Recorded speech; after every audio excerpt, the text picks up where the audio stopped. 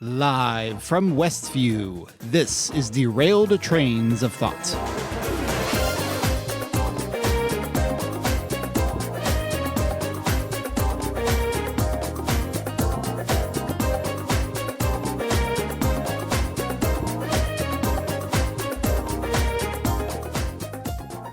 Welcome, folks, to episode 120 of Derailed Trains of Thought. Congratulations, Nick. We made it to 120. Wow, it's pretty impressive, actually. Every time we hit a new number, I'm like, wow, we just keep going, slow and steady. We just keep going, yeah. Slow and steady wins the race, as they say. Yep. But yes, welcome again, folks. This is your premier podcast on storytelling. For the creator and the consumer. My name is Timothy Deal. My name is Nick Hayden. And we've been here for 120 of these things, going on over 10 years of podcasting. It's pretty crazy. Speaking of crazy, Tim, this place has been crazy. Before we started recording, guys, it's been black and white. I don't know. I feel like we've gone through several decades. I've had usually I don't have multiple costume changes before we actually even start the recording. And some of the people in the town are a little odd. Yeah. They just kind of stand there. I mean, have we actually been in a black and white world before? I don't know. That was strange. It was weird. That was super strange. And then, we were in the 70s at one time. I had, bell-bottom jeans, which are pretty sweet. My afro was great. Yeah, it really was. And then the 80s was just fun to relive. And then kind of looks like 90s now. Yeah, okay. Yeah, it's pretty At least cool. late 90s, almost like... It's rad here. It is very rad. But, I need my skateboard. Yeah, it's a quaint little town, though, aside from the strangeness. Lots of strangeness. Maybe we'll try to get out of here later. Yeah, probably a good idea. I've had this weird tingling in the back of my head. I'm not sure. I'm hoping the podcast is protecting me from... Yeah, I felt the same thing. Yeah. Some sort of weird interference. It's not good, whatever it is. Yeah, probably I'll not. trust the podcast. Yeah. It has not led us wrong so far. For the most part, aside from that year or so we spent in the realm of derailed thoughts. But yeah, it was fun. It was memorable. Listeners can check out our 100th episode if they haven't yet. But anyway, that said, we're here to do our regular discussions on the art of storytelling. So let's jump right into that with Story School.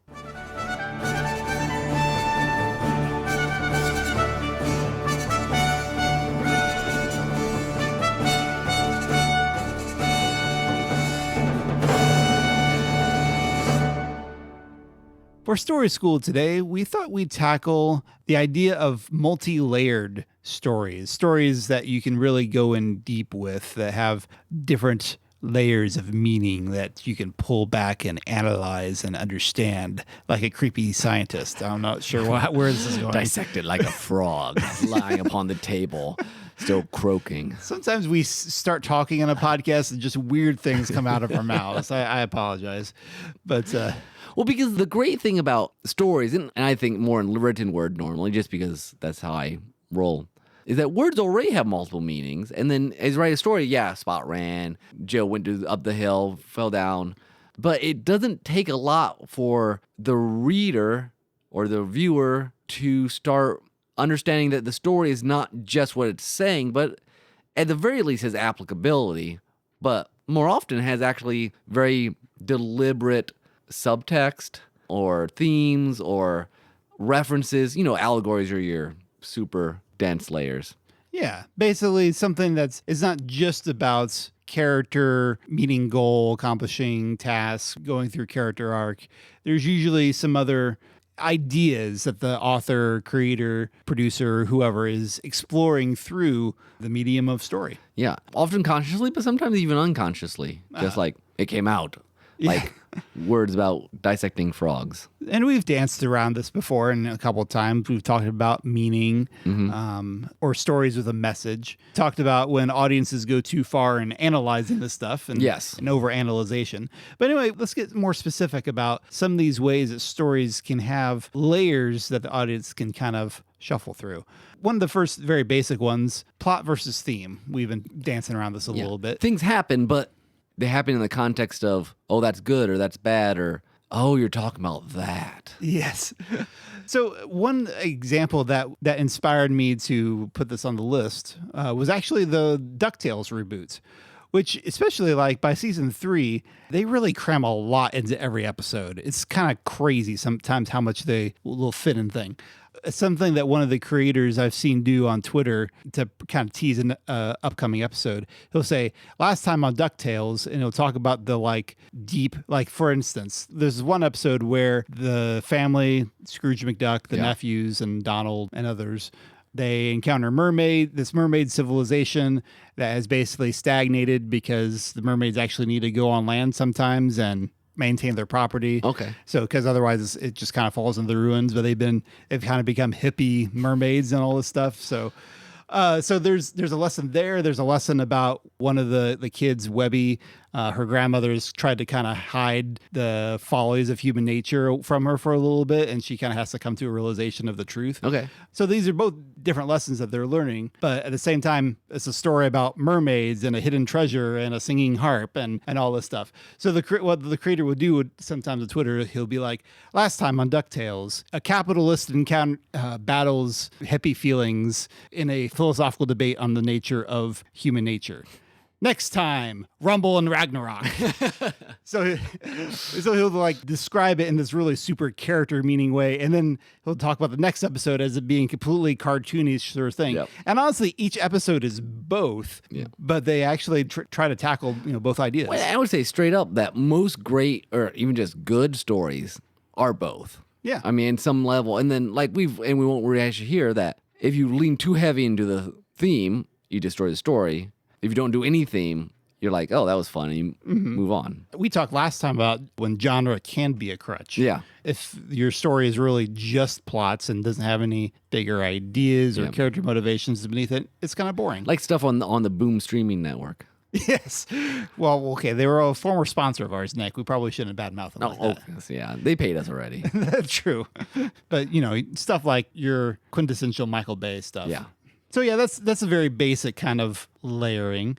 Similar to that, I guess, is the metatextual ideas, where you're basically having references to other arts in your story. Yeah, you bring in meaning by referencing, and sometimes even just name dropping, like, oh, we're going to call this Prometheus because, and then it's about ugly aliens or whatever.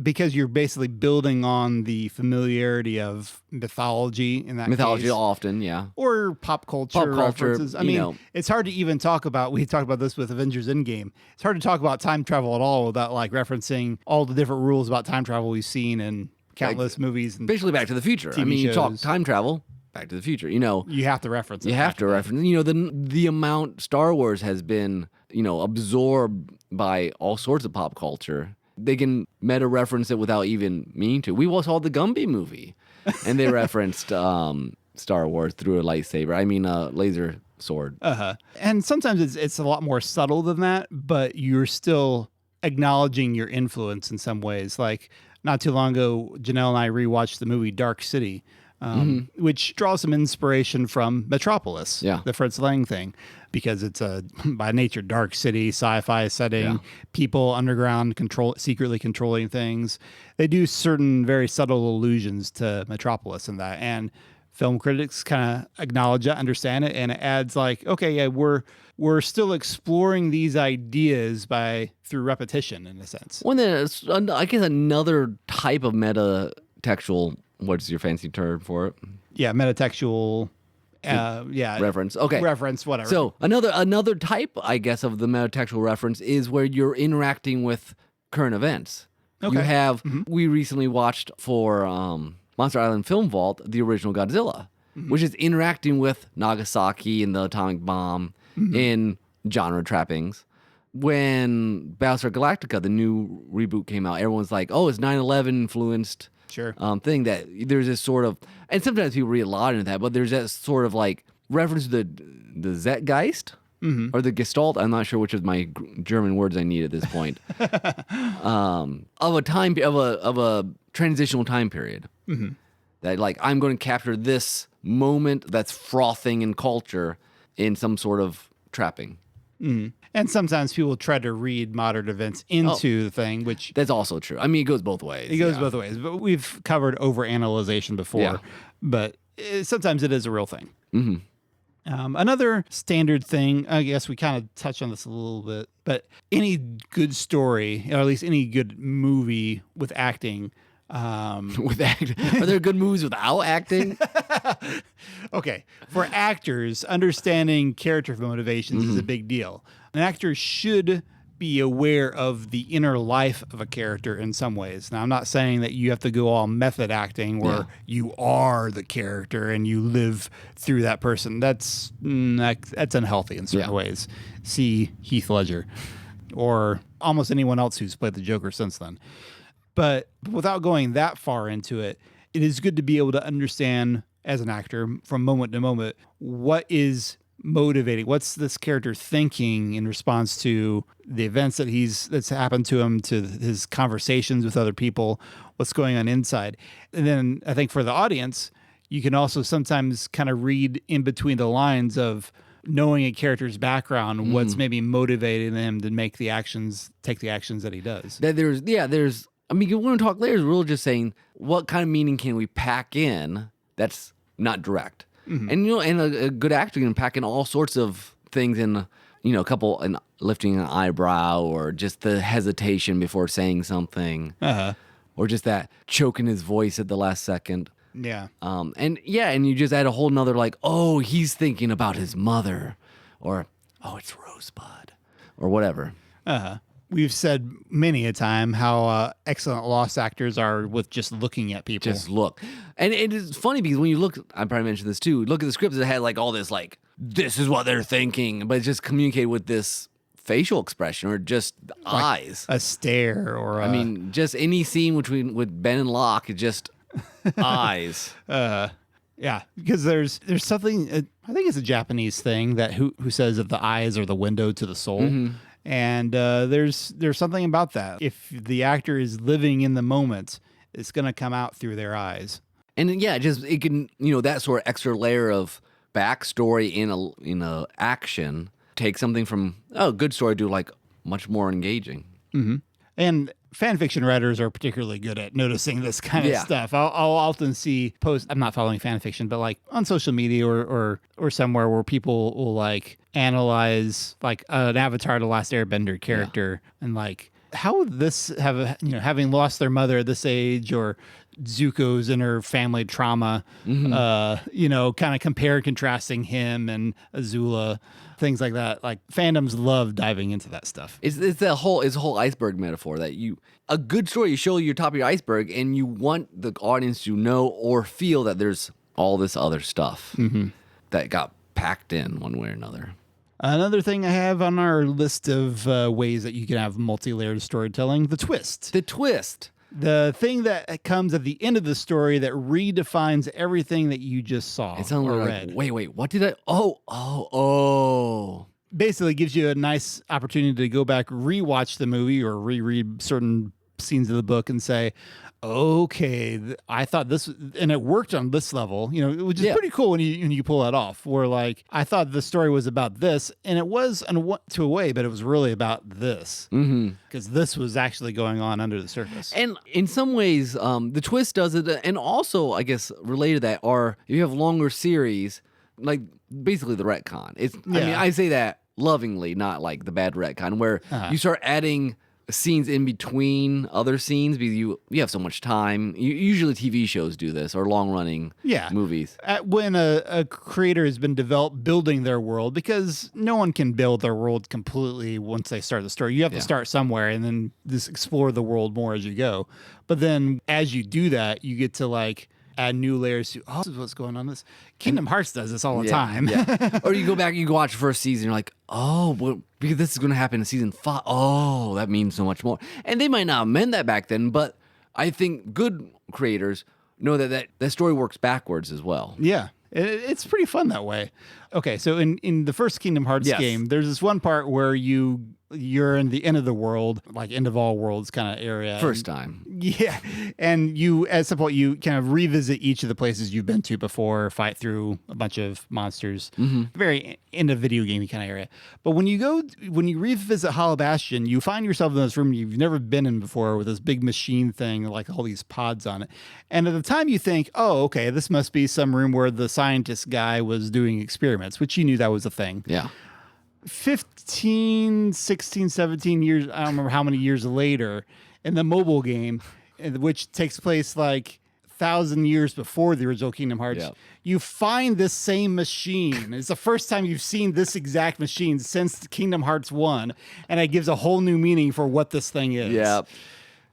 It's like, wow, that's a very long callback in the making. Well, and I think these layers is one reason why Tim and I tend to enjoy hijacking things like Babylon 5 and Lost, because these writers tend to like to put layers in. Like when we watched Babylon 5, we had to kick Bran out because like this has like all the things that happened in season 1 are like major setup for the next 4 seasons. Yes. And we had to talk about it. Like you watch season 1, the first time you're like, this season's lame.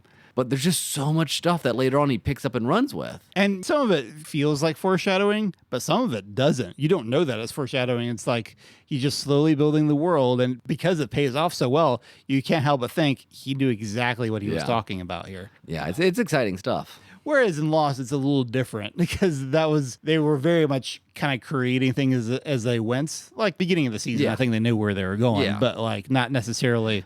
But early you get seasons. to season 5 and they start time traveling, so I'm like, oh, that's what, connections. Yes. Well, that's where that severed arm comes from. Exactly.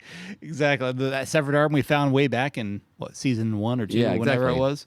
And I guess in some ways, some of that stuff is less theme or character motivations and just interesting, cool plot connections. It makes the denser a story feels, I think the more people tend to gravitate, like just hang on to it. Because if it's a fun story but thin, you just, that was fun. If it's dense, people keep coming back to it or talking about it, write flash fictions about it or whatever. And that density, I think, is really enjoyable for the consumer. And it's also satisfying when you do manage to tie important thematic ideas in with all this.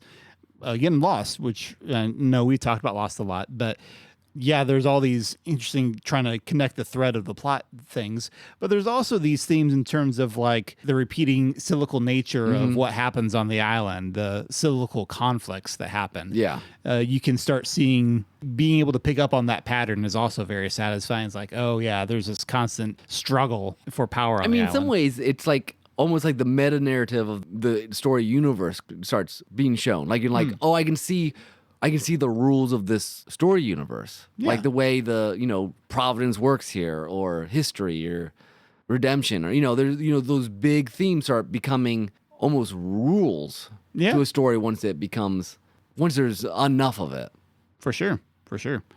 One other thing we had on our list: multiple viewpoints. These are the kind of stories where you get to hear multiple people's perspective on a big event, something that happened, and suddenly you're like, oh, I never saw it from that point of view. Tim, since you picked up recently Eye of the World, Robert Jordan. I know I may be asking for it, but haven't started reading it yet. But first of the Wheel of Time series. One interesting thing that Jordan does is that because, especially the world expands over the books, there's so many different political entities and people trying to figure out what the main character is doing. There's always rumors going along, and like, other people's perception of what's going on is vastly different from what is going on. And it adds a lot of tension because half of what people do is based on their view of what they think is happening. So it's a very interesting layer. I mean, it's like real history, but people react to their view of what's happening versus what's actually happening. Yeah, that does sound very true to real life. Yeah, because that happens in just personal interactions. Like, oh, I think that guy probably thought I was dumb. I can't believe it. Or oh, I was such an idiot there. And later, the other person's like, I didn't notice anything. But you're all awkward and everything. You think that you've made a big fool of yourself, hypothetically. But yeah, I mean, it's the old proverb of like the blind men examining an elephant and each one grabbing onto something else and not really getting the full picture. It's always interesting when this comes up in a story. Like, example I had, Hero is kind of is one I was thinking of earlier, but that one's kind of odd because some of the stories that they tell the same sequence of events, but they'll either embellish or flat out lie, or one person is theorizing, I think this is how it happened, but no, this is how it happened. So that's a little different. But I mean, it's kind of tell you the nature of some stories is basically people's version of the story. I mean, not that I'm a big proponent of like sort of that postmodern, every story, but I mean, that's how it works, that everyone has their own view of what they think happened. Mm-hmm.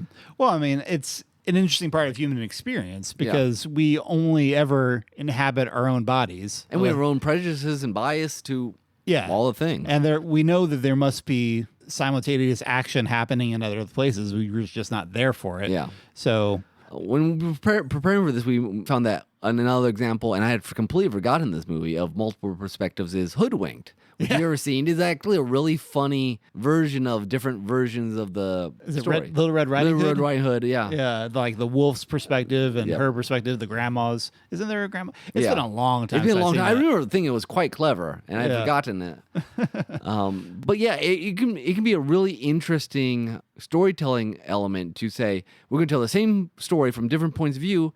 And, and then the bias comes out. I remember there was an X-Files episode where, like, Mulder told it what happened and Scully told what happened to someone else. And it was played somewhat for humor. Like, Mulder's like, wait, what? What? You thought that about? Like, I think in one of them, like, the sheriff guy, when Mulder was telling it was all, basically a goon. And then when Scully, he was, like, very handsome and everything. And it just, they played it up in the video. And But it adds layers to the way we interpret events. Mm-hmm.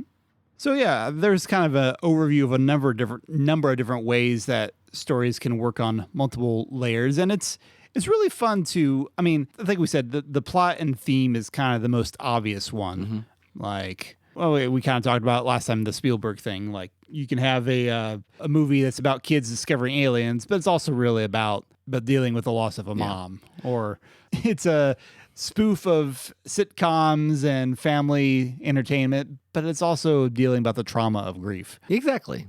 So, Tim, here's a question. So we've talked a lot about how it's fun to absorb these things as a consumer. What recommendations would you give to a creator thing that says, look, is there things we can purposely do as creator to add more of these layers, or is it just something that naturally happens? It's a good question, and I think it does depend a lot on how much time you have to craft your story. I remember thinking when I was in film directing class that there's just so many options for how to move the camera, how to place actors, and what do you want to say with the camera. It's a whole different language in a certain way. You can get paralyzed and just stick the camera here. I'll do it over the shoulder shot. Do this very basic stuff. Whereas you can say things and apply things through camera movement and through blocking and all this kind of stuff. There's lots of different ingredients. So it may take some practice in your craft to be able to really build these compelling, multi-layered things. But once you feel comfortable enough in it and give yourself the time, don't feel like you have to rush your stories. Like, I just want to get this out there, spill it out on the page. The more time you have to think about and really delve into, well, what's the important themes here? Sometimes I wonder if a lot of this kind of stuff is, I know The Last Jedi is still kind of divisive, but I don't know how someone like Rian Johnson delves into a story. But like between that and Knives Out, he thinks in very multi-layered things. Mm-hmm. There's a lot going on in both of those. Those are the two movies I'm familiar with. I know he's done others, but like, here's a structure of the thing. I imagine that you do a lot of, I'm sorry, I'm talking long, but I imagine you do a lot of like outlining, like, here's the big picture, and then like, what does this mean? And how can I bring out the meaning or explore this idea in this aspect? And I suppose someone just knowing what's the heart of your story too. I mean, at least that's how I view it when I do flash fiction. It's got 1,000 words or less. And good flash fiction is not just action. They're hopefully deeper than that, but you don't have much time. So you have to do a lot of this alluding or connecting to, you got to do shorthand. You have to find ways to pack layers in without saying things directly. Yeah. And it's a lot of it's trying to find those touch points that are common to people one way or another, whether it's, a genre style or a moment in a person's life, or just, for me, at least for the short stuff, it's, well, what's the very heart? What made me want to write this thing? Mm-hmm. And then trying to capture that somehow, but that my brain works that way, and everyone's brain works different for these sorts of things. Yeah, I think that's probably the more important thing to focus on. I mean, yeah, if you're putting the thought into the inner workings, we talk about plot versus theme as being kind of a basic thing, but honestly, if you do that by itself really well, some of the other stuff can really work along with it. Like another DuckTales example that made me think of this. There's this episode that they're spoofing a sitcom. They did their own sitcom spoofing thing, and it starts unraveling. Eventually, you start realizing that Donald had made a wish for just his family to live a normal life without realizing that he was touching a magic lamp, which had the genie from the original DuckTales movie. Oh yeah. And so they're like, okay, so the genie made him the sitcom life, and it was like based on the 1990s because apparently that was the last time the genie was out of his bottle. But it's super meta because like they're dressed like Uncle Scrooge particularly is dressed like he is in the 1990s DuckTales series. And they have all these 90s references, and the genie himself in this thing is voiced by Jael White, who is the guy who played Urkel in Family Matters, a 1990 sitcom. So, like, it's very clever. Like, here's the theme. The theme is about what does it mean to be a family? What's the setting? Well, let's set it in a sitcom era for our usually globe-trotting adventure family. And then let's put it on the 90s. Let's even cast someone from the 90s. You're like... When you are able to get all these things lined up, there's a lot of little layers to dig through. It's like, here's the one thing, we're in this weird spoof, but what does it mean? Yeah, that's interesting. Yeah, it's pretty wild. But yeah, again, when you know your theme super well, then you can kind of build all those layers, just like building the layers of a cake, I guess. Yeah, there we go. Better than our frog analogy. Yeah, I like that better than the frog analogy. It's tastier. Yeah, it is. Okay, well, I think we've dipped into that long enough. We've cut into that cake I'm not going to try to spin that metaphor anymore. You don't want to put any more frosting on the top. Yeah, exactly. Okay. So with that said, let's move on to soundtrack. 3, hit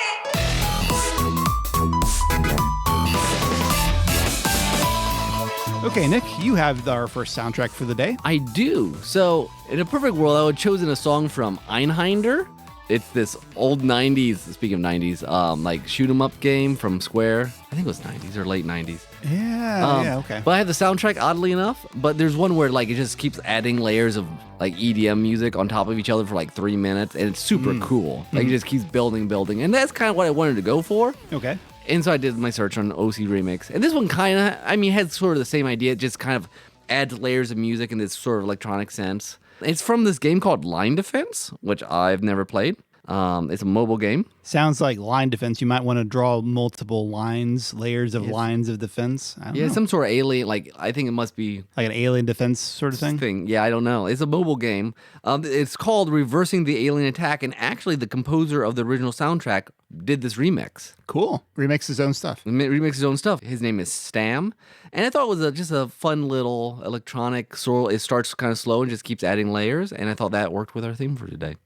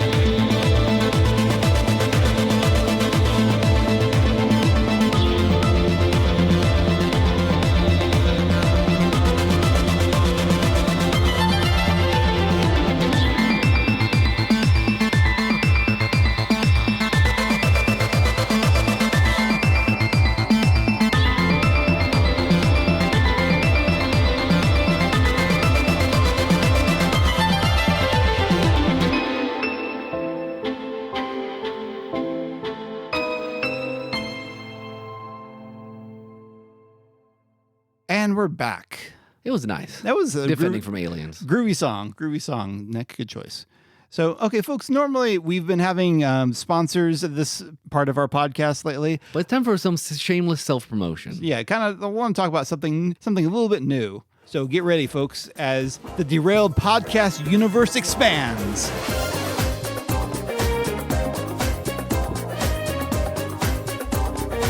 Are you ready for the next stage of the Derailed podcast universe? It's coming soon to a podcatcher near you. You thought 120 episodes was something special. Well, you ain't seen nothing yet. It's time for the ultimate podcast events. The Derailed podcast universe is about to get much bigger. First up is Derailed, an edgy reboot of the Derailed trains of thought you know and love, designed for today's young people. No children, no spouses, just hosts Nick and Tim, single again and living in the bachelor pad in New York City. They'll tackle the grittiest and sexiest shows on streaming. Don't miss a moment of the intensity of Derailed. Next up, boy genius Theo and puppet producer Leo will dive into the world of gaming, from PC to Switch to mobile. If you can play it, they'll tear it apart. With meme-inspired segments and cynical arrogance, they'll take everything you love about video games and deconstruct your enjoyment. No one should miss the new, hard-hitting Sons of Derailed Trains podcast.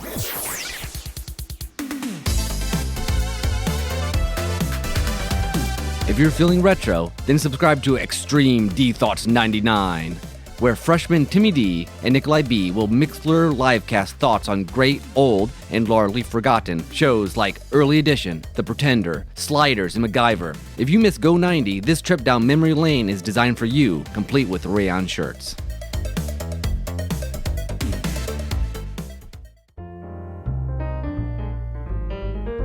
Finally, we're going full gender bender with this next show, Organized Lists of Ruminations, where hosts Janelle and Natasha discuss everything from cultural lessons on the interplay between class, breeding, and perception learned from Mr. Darcy, to why Mr. Carson's nose could only exist on British TV.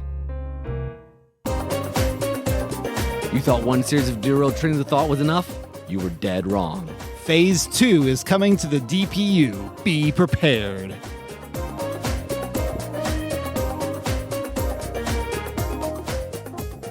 Right. Well, Tim, we don't want to toot our horn too much, but that's exciting stuff. That is exciting stuff.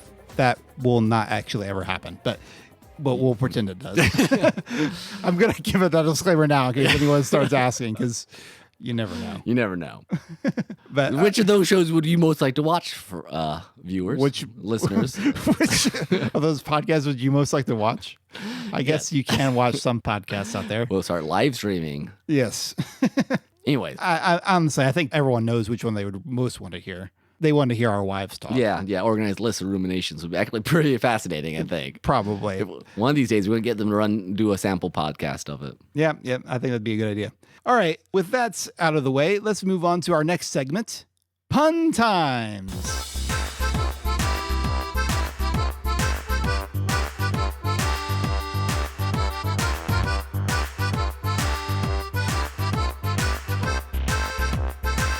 Wow, we went from silly to sillier, Tim. Yeah. I figured we'd save we've got a meteor segment coming up later. I figured let's go ahead and get the silly out of our system first. I will never resist a Pun Times. Indeed, although we haven't really talked about what's our topic going to be for Pun Times. Our topic today. will be onions for layers. Don't cry, Tim. No.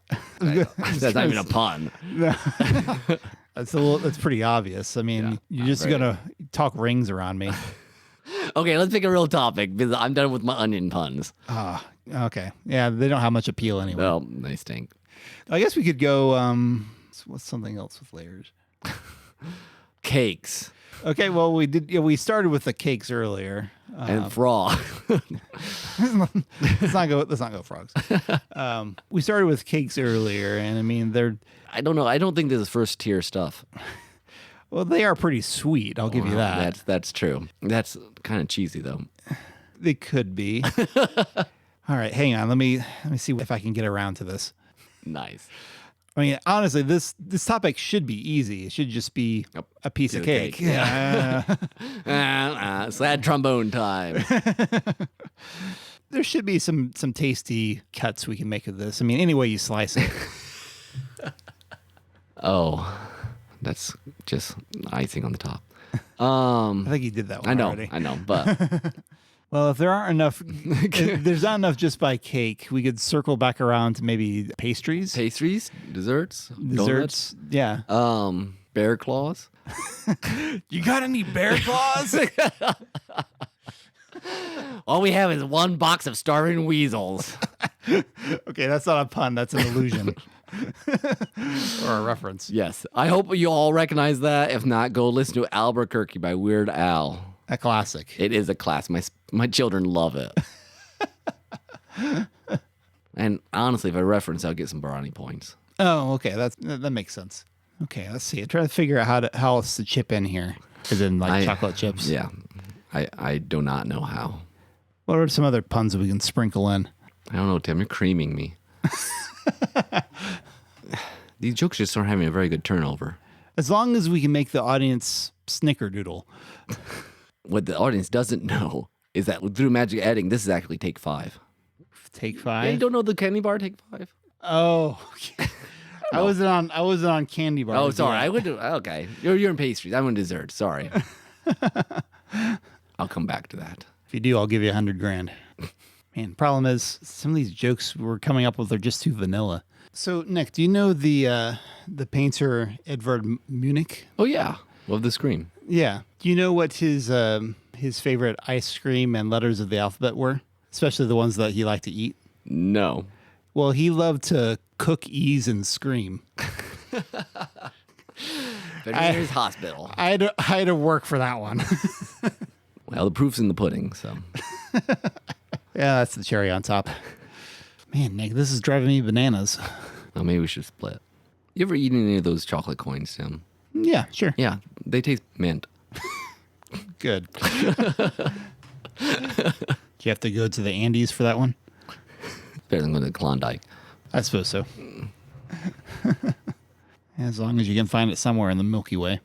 You don't have to go that far. You can go to Mars. Oh, okay. Isn't that in the Milky Way? No. Yeah. That was lame. Grumble, grumble, grumble, grumble. Snicker, snicker, snicker. Yeah. Whatchamacallit. Oh, Tim, I don't know. My brain's dead. I think maybe we should try again. Maybe on Sunday. I had to think, it's like, wait, was that one or not? I don't know. I would like to shake it up. What? I'm not following that. You don't like shakes? Oh, milkshake. Oh, dear. You're not bringing me any almond joy. Just mounds of puns. Just mounds of puns. Oh, boy. Well, hopefully we told some real whoppers in there. Man, you know what you also get in the Andes? What's that? Snow caps. That's true. Plenty of icing in the Andes, too. I suppose. Oh, no, it's the wrong continent to get moose tracks. Though I bet there's a rocky road. Probably. That is probably true. All right, don't be nervous. Let's not get Skittles or skittish, I guess. It's close enough. It's a pun. It works. I'm sure our listeners think we're nutty in each time we do this segment. But I just don't know how we can cocoa nut. Well, that's why when you ask me, I would say, yes, pecan.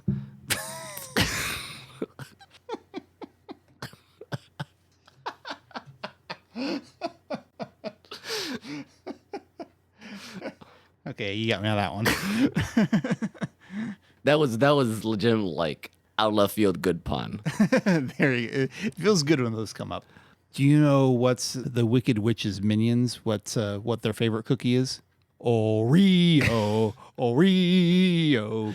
Are they called Twinkies? That's their actual name. Are they really? I think so. I didn't know that. I need to double check that, but I think they're actually Twinkies. It's hilarious. Well, you know what they do when they celebrate? No. Ding dong. The witch is dead. Oh, that's a great follow-up. I don't know, Tim. These are coming hard. We mustn't be doing something wrong. Don't scold me. See, for a while there, we're on a roll. That's not even dessert. I've got cinnamon in there somehow. So there's this one girl named Nella. No, who, whenever she's super nervous about whether she should do something, Nella wafers. Again, I had to work on that one. That was quick. Was it Nesquik though? Nesquik. Hopefully, some of these puns have a real crunch to them. Oh, goody. Oh well, Nick, we've been working at this a while, but I think these are just slipping through our fingers. We're really butterfingers tonight. I don't know, I guess it's just parfait for the course. Well, I don't know, Nick. Do you have any more puns? I think I'm done. Yeah, Yep. I donut. It's a whole lot of fun. Very filling, hopefully. Luckily, it's not cold. I have to put on my long johns. Well, folks, we are very thankful you have stuck with us. Tim, are you stopping? I guess so. Don't desert me now. Pun time, everybody. Fun times. There we go. Good enough. All right. Yeah, that took way too long. When you edit them, they tend to sound pretty good. Yeah, hopefully that will come out better than it was to sit through. Long pauses here, folks. All right. Anyway. Pause, not bear claws. Yes, exactly. But moving on, we're going to go on to something hopefully that you will enjoy. Are you saying they didn't enjoy pun times? Well, I'm sure some of them did. I hope they did. I hope so. I hope we were able to make it appealing for you, even if you aren't bananas. Well, I think you're done. You pull another one out. I can only do it like when I don't need to. That's very sweet of you. Anyway, time to get our buns in gear and move on. For our next segment, a bit of story.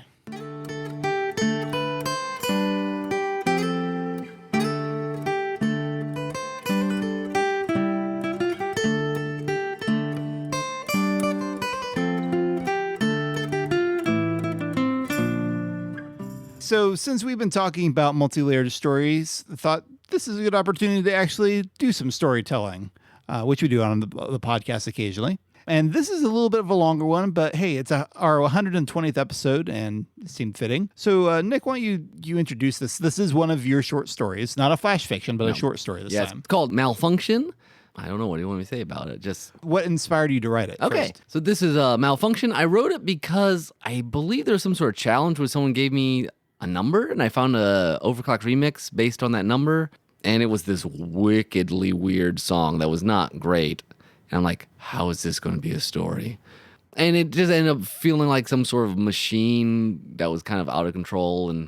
And I honestly don't remember how I wrote this because like literally as I wrote it, like it gained layers very quickly. Like it was a story and then it was also like theologically interesting and then also character. It just kind of grew on its own from a very strange beginning. Interesting. Well, we're going to do a special production of this story, Malfunction, and then we'll come back after the story is done and talk about it a little bit more. Okay.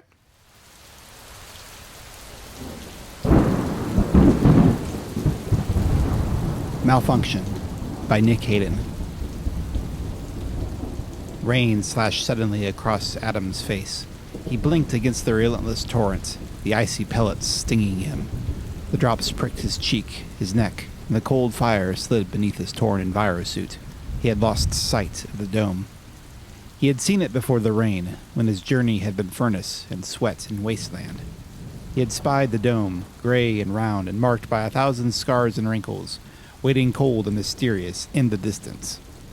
But now he could not find it. The ground slid beneath his feet, and rain blurred the world, smeared it away until only a soup of vision remained. His days swam together too, each oozing into the next. His shuttle had, somewhere in the atmosphere, the engine. He had stumbled. It had been a long, long journey. He needed to reach the dome. He shielded his eyes, blinking to clear his vision, to clear his head. He turned, disoriented, searching for some sign of the dome. Once he found it, once he entered and examined and understood, he could fix this planet. He could restore the weather, revitalize the wastelands, restore art and culture and religion to this long-abandoned world. He stopped. In the veil of rain, he glimpsed a face. It was gone the next instant, washed away in the sorrow of this world. But he had seen it. He had recognized it. Her name was... He had not seen the face in so long, but when he slept, he sometimes heard her voice. It's this place, he thought, full of ghosts. It had been alive once. It had supported a civilization. How long ago? How long ago had the machine broken? He could not find the dome in whatever direction he looked, so he turned toward the afterimage of the vision and trudged forward. The door stood before him. He was shivering. He could not keep his body from trembling. A panel at the side of the door glowed with dark light. He pressed his glove against it. The door did not open. With effort, he pulled off the glove and placed his hand on the panel. It was warm. He left it there, letting the soft heat tingle up his arm. The panel seemed to melt around his long, thin fingers. Yes, this was the place. He had entered many of these in his years. This was the nerve center of the planet, the place where the chaos of uninhabited space was tamed and controlled. Even the dim glow of the entrance could alleviate the sepulchral chill of the tempest. Inside was the power to change worlds. The door opened. He stumbled in. The hallway was long and dark. Only the light at the end and his hand against warm metal guided him. Then the opening of perspective, the spreading out of the horizon, the vast interior of the dome, like a cathedral, a vast cavern of machine and light. The floor rumbled and the air murmured with a deep cogitation of 100,000 processors buzzing like locusts descending on a far-off land. Pinpricks of light flashed, gathered and scattered, chased one another across the ceiling like stars playing. Adam sat, then lay down, trying to take in everything, but he could only stare at one small section at a time, compressing the immense complexity into a sliver of simplicity. He woke, the soft voice murmuring wordlessly in his ear, its tone melding into the deep thrumming of the machine. In the center of the dome was a control station, a large open-air office that seemed small in the ocean of smooth metal surrounding it and rising above it. He wandered through the rooms. The panels were dead. 2 or 3 screens still showed images from across the world, whirlwind and snowblast and quake. They flickered from one view to another, sometimes recalling green trees and bright waters and gleaming streets. He pressed a few buttons, not expecting a response. I'm here, the voice said. He looked over his shoulder. He shuffled through the halls, searching for her. With effort, he removed one of the panels along the dome's wall. It was an access to the steep steps that ascended the dome along its curve. He ducked in. Dim light illuminated the narrow passage up. Thick bundles of wire ran overhead. As he climbed, service corridors opened on either side. They ran along the dome's perimeter, aisles of pipe and processor, wire and fan. No one person could understand how it all worked. The domes had been constructed by massive teams of scientists, each member an expert in his field. Together they had formed the heart of inhabitable planets. The domes cleansed atmospheres, regulated ecologies, hydrated deserts, altered tectonic motion, located deposits, purified oceans, monitored and nudged the now sustainable ecosystem. Out of formless worlds, sea and land, plant and animal, and finally human life, descending from heaven in rockets. It had not lasted. The earlier, simpler models operated nearly 100 years. The newer, more complex domes, maybe 70. They broke. One system, maybe the radiation shield on a planet too close to its star, would begin to falter. Once the problem was discovered and verified, once the specific faulty program or worn piece was located and replaced, once a second or third issue, unnoticed until the first had been corrected, reared up, then a totally separate error in another vital system would throw up a red flag. Machines wore out, code corrupted, processors slowed beneath the weight of a million computations. More than that, the planets rebelled. They had screamed and cracked and burned before mankind. They fought man's soothing hand. They bit and snarled. Gehenna would not be made into paradise. Adam knew this. He was here, ostensibly, to send a distress signal. But as he climbed those steps, he gazed down the surface corridors. He remembered, fleetingly, the green and blue of his house, small but tidy, where He held her in his arms. "Lizzie, are you there?"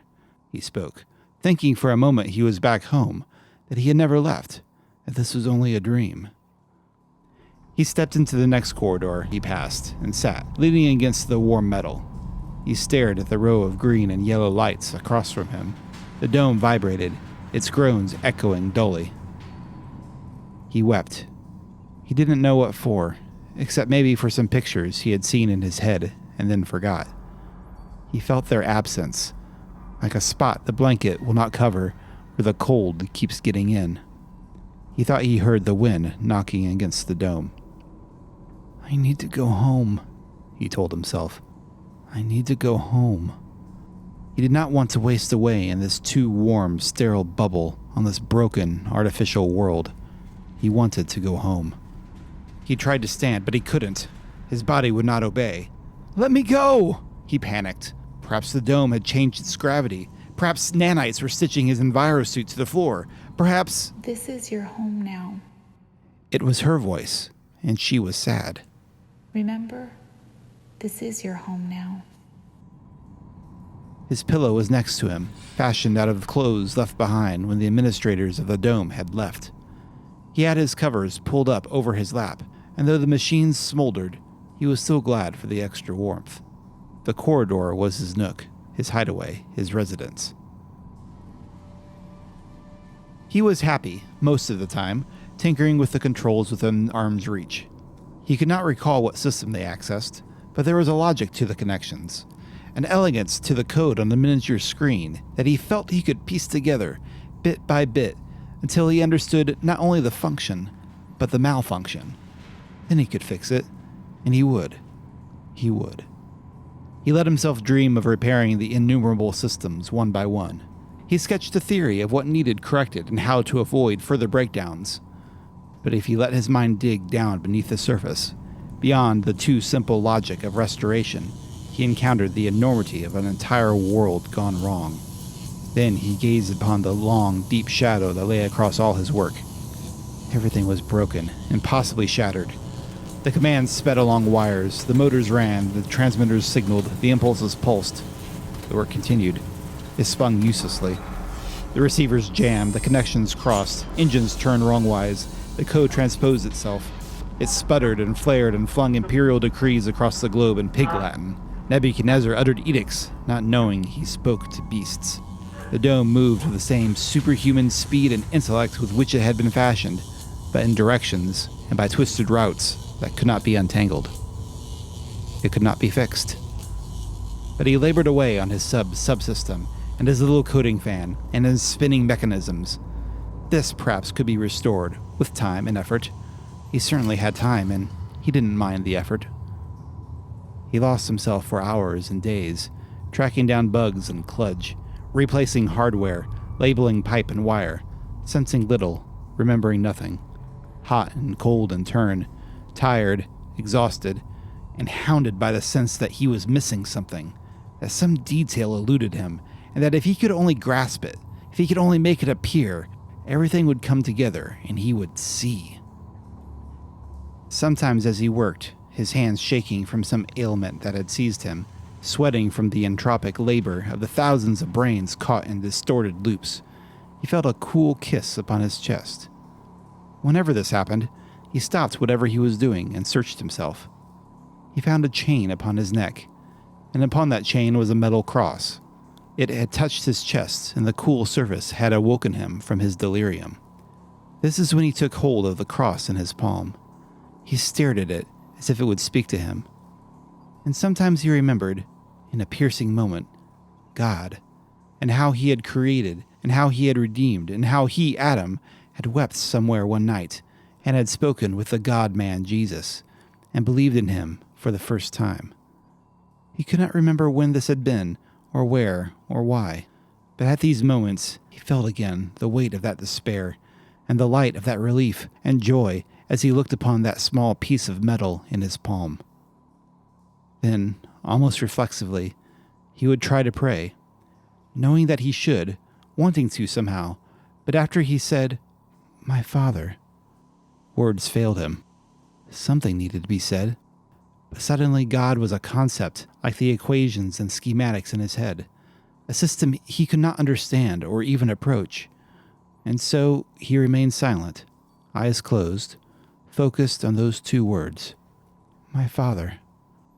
And there was something in the words that settled his soul and gave him respite.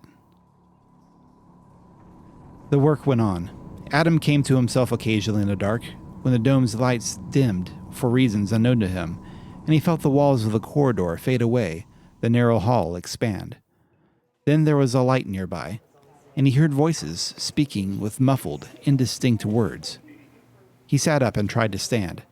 He was not able to even catch his breath. He had been captured. They were experimenting on him. Turn on the light. Show yourself. Tell me the truth. His familiar corridor returned. He ran his hands over the surfaces, trying to convince himself of their reality. He touched his face. He tried to remember what he had seen. A dread seized him, a conviction that everything was false, that everything was a lie, and he shied away from confronting the thought. He returned to his work. He felt a deep loss, a mourning for time gone and never to return. He did not know how long he had been in this place, but he felt and dared not believe that it had been years. In the mirror, though, he found a young man with a day or two of scruff, blue eyes, dispassionate mouth, close-cut hair, strong chin. That was who he was. He forgot what he looked like once he left the mirror, but in its reflection, he remained unchanged. It was light again. He found himself in a small room decorated in tan and brown. Before him was the woman, but she was changed somehow, disfigured, and when she spoke, the words were alien. She gripped his hand and she smiled, and he said something, a few words. There you are. It was all he could think to say, exactly what he really meant to say. He knew her and wanted to know her, and he had been alone so very long. Don't let me go, he said. The vision passed. He was in the skin of the dome again, surrounded by mad machines.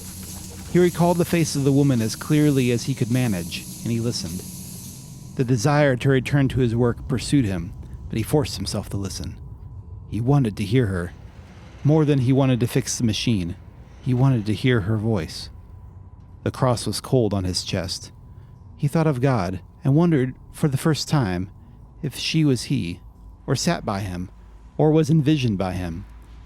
From long lost places returned the desire to go home, to send the message, the distress call, and go home. The corridor twisted and turned, but he closed his eyes and he reached out to that presence, whatever it was, whoever it was, the image and the voice, for it was slipping away. At the steps he climbed and he climbed until he reached the pinnacle of the dome, the place where he might touch God. The console was there, as it should be, and it booted up with a flip of a switch. The whole dome seemed to sway beneath the storm outside. It seemed he sat on the top of the broken world, and everything below was crumbling to dust and ash. He configured the system, boosted the signal, conscious of the storm outside, of the millions of miles of empty space, of the noise that filled man's universe. He initiated contact, took the mic, faltered. What should he say? He found he knew almost nothing, that his soul was empty and his head muddled. Everything's broken, he said. It was all he knew. That's it. Everything's broken. I know. The voice came through the endless expanse of space and wept in his ear. I'm sorry.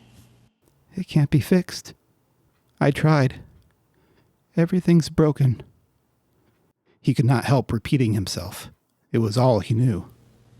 It will be fixed. It will. Someday soon. I want to go home. Let me go home. My father, let me go home. His body was filled with warmth. The walls of the dome fell away, and he was in the room again. The woman was embracing him. It's all right. You can go, Daddy. You can go. Lizzie. He recognized her at last. How old she was. And yet, so was he. Yes, so was he. Something was wrong with his brain. Why couldn't he remember? Why could he... Lizzie held his hands in hers and kissed them. He felt a welling up of joy, so strong in his weak body.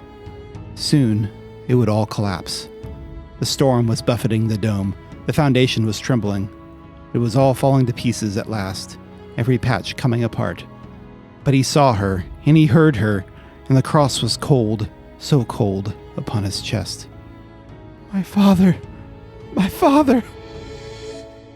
The dome was fading, and the room was fading, and on a bed in a nursing home, the retired dome technician, in a moment of clarity, died.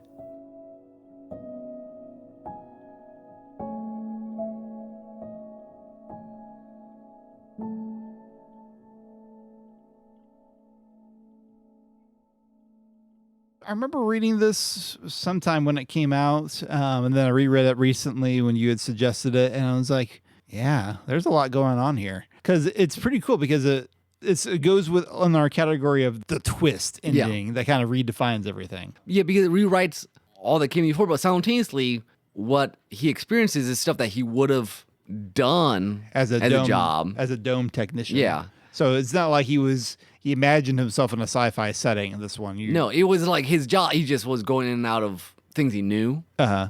And I guess even as writing it, I've just had that sense of like, also, subtext theme is like the sense of the world itself, like reality being broken, and we can't fix it. Yeah. And that's part of the religious underpinnings of this story, which I'm not sure I meant as I started, but as I wrote, I'm like, yeah, this is like, okay, it's how his life was, how his mind is, and how life is. Yeah. Yeah, it's pretty cool. I mean, I can see how that comes from your brain. Yeah. Because you would talk a lot about how the world is broken and things like that, and how man really tries to fix it and can't. And have to kind of accept that. In the end, he kind of has to kind of rest from his work, doesn't he? Well, I mean, he does die at the end. Well, yeah. But yeah, it was just a funky sort of like, the song is very strange that I'd like challenge myself to make it from. And it was one of those examples where once it got a center of idea, my brain tends to connect ideas anyways, and it just like got going. I saw the song on your blog or your website when you first posted this. I went up and researched to see where this had come from. I'm not sure I would have come to this conclusion from that particular song. I mean, it is kind of dark, but it's not as dark as the story itself feels to me. See, when I come from music, I listen to it until it gives me some sort of idea, and then I go off on I don't try to imitate the song anymore. It just is like it gives me the kernel, and then it grows into something completely its own thing. Yeah, that makes sense. But yeah, I think it's a cool story. It works first as a sci-fi, then and the philosophy goes whether it's the sci-fi or if it's just the confused man's brain, which having had a grandfather who had Alzheimer's, it kind of gives you a new perspective from the inside of what that might be like. I'm glad that you enjoyed it. Hopefully the listeners did as well. But I remember I was pretty proud of it when I got finished with it. Cool. Well, I hope that gives our listeners some inspiration for building layers in their stories or looking for those stories that have that little extra something, that little more something else they can dig into there. And it's great when that is in a genre that you naturally enjoy, like for us in this case, science fiction or even a cartoon. So I think it's time to wrap this up. When we started, I thought we were in the 90s. Yeah, this is looking like the 2000s. Wow. Already. I don't even notice when it changed half the time. That's weird. Okay. You want to try to get out of the city? You think we can do that? There's that shimmering thing in the distance there on the edge of town. We'll try. Hopefully our podcast will help us get home here. That'd be good. In the meantime, listeners, if you would like to give us a positive rating on your podcatcher of choice, that would be a great help to us. We are available on Apple Podcasts and Stitcher and Spotify. You can always leave us an email at derailedtrains@gmail.com. You can find us on Twitter and Facebook as well. We'd love to hear from you on our website, derailedtrains.blogspot.com. We would love to get feedback. Let us know what is one of your favorite stories that you love to analyze all the different layers of. Maybe it's one that really resonates with you, or maybe it's one that your friend loves to talk your ear off about all the hidden meanings behind. Either way, we'd love to hear it. For my soundtrack today, I was kind of inspired by Nick's choice of, I kind of forgot that layering music is a thing. I'm always fascinated too, like when musicians can play something live, but then as they play, there's that doohickey that they can like record a loop of what they're doing, and they just replay the loop while they play they continue playing their instrument, but they play something else on top of it. I just think that's a fascinating process. And so it reminded me of this guy, Sebastian Frage. I'm not sure how to say his last name. What's his name on OC Remix? It used to be Arrow Z, I thought. Arrow Z. I think he's still listed on OC Remix as Arrow Z. But this is from his YouTube channel. It's a remix from Super Mario RPG, The Forest Maze. I apologize. I have used this before, but it was like way back in episode. But the song, but not this remix. Not this remix. Yes, this song from this video game had a remix for way back in episode 16. So that's like over 100 episodes ago. We'll forgive you this time. Okay, well, thank you. It's a cool example of that kind of looping, layering kind of stuff, which is, I don't know, pretty neat. Hope you enjoy it. And until next time, folks, we are going to try to skedaddle out of this interesting... Is that like static over beyond that field over there? Yes. That's weird. I've never seen static in real life. That's air. Not good. I think it's time to go. Yeah. So thanks for listening, folks. Until next time, this is Tim. This is Nick. Bye-bye.